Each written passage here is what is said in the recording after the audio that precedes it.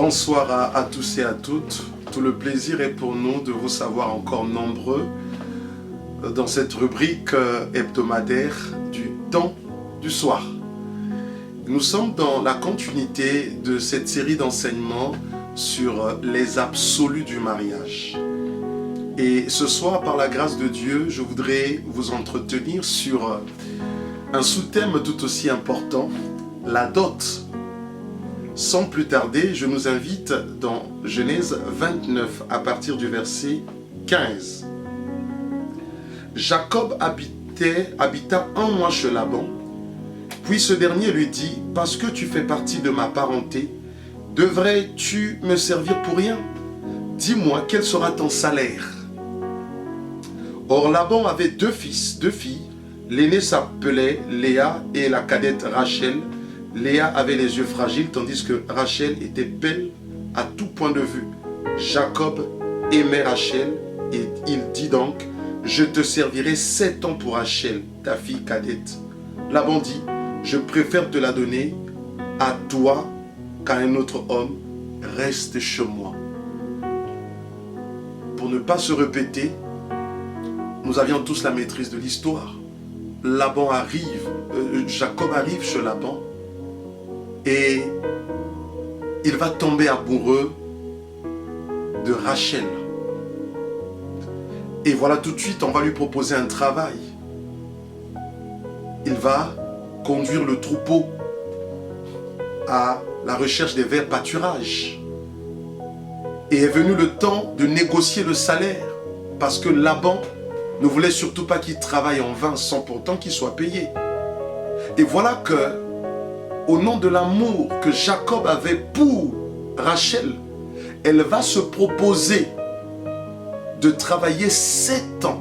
Je vous dis bien 7 ans, 7 années, ce n'est pas 7 jours. Évaluer le salaire de 7 années de dur labeur. En échange ou en récompense, en contrepartie, qu'on lui permette d'épouser Rachel. Et ce soir, je voudrais nous emmener à comprendre l'importance de la dot dans une relation, et beaucoup plus pour des enfants de Dieu. On a tendance à penser qu'une fois on est venu à tomber sur l'âme sœur, la personne qui nous plaît, avec qui on pense pouvoir faire la vie, et voilà, ça y est. Mais la Bible nous fait comprendre qu'il ne faut surtout pas s'arrêter à cette étape, à ce niveau. Une fois qu'on est tombé amoureux, une fois qu'on a trouvé l'âme sœur, une fois qu'on a trouvé chaussure à son pied, il va falloir passer à la vitesse supérieure. Un mois juste après les rencontres, la Bible nous dit que Jacob s'est proposé d'épouser Rachel au prix de 7 années de travail, sans compter les heures sup.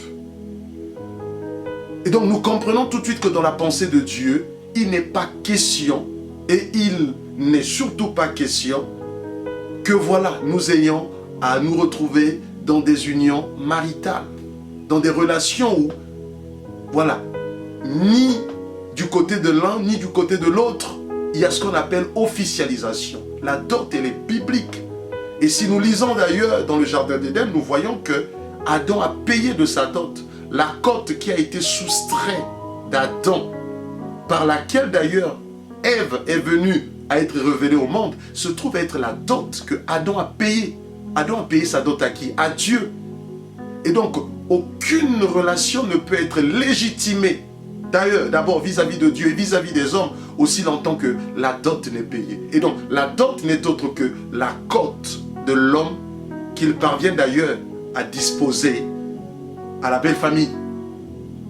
Donc si tu veux vivre le bonheur dans ton couple, tu veux espérer un mariage heureux, tu veux vivre du bonheur avec la femme pour laquelle tu es tombé amoureux, pense à disposer de ta cote. Et toi qui es femme, un homme se présente à toi, qu'il veut de toi, il veut faire de toi la femme de sa vie. Pose-lui la question de savoir, est-ce qu'il est prêt à te céder sa cote? Voilà ce que nous voulions vous dire ce soir. Au-delà des formes que cela peut avoir, bien entendu dans la culture française, Aujourd'hui, ça ne se passe pas comme ça se passe en Afrique, nous le savons tous. Mais il est juste question de se mettre autour de la table avec la belle famille, pour ceux qui sont de la culture française, et que vous parvenez à demander la main, voilà, tranquillement à la belle famille, et que cela vous soit accordé le plus naturellement possible.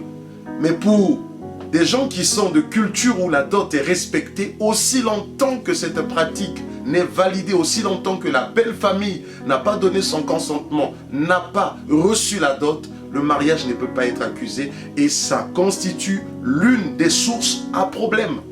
Que Dieu vous bénisse. Shalom et à la prochaine occasion.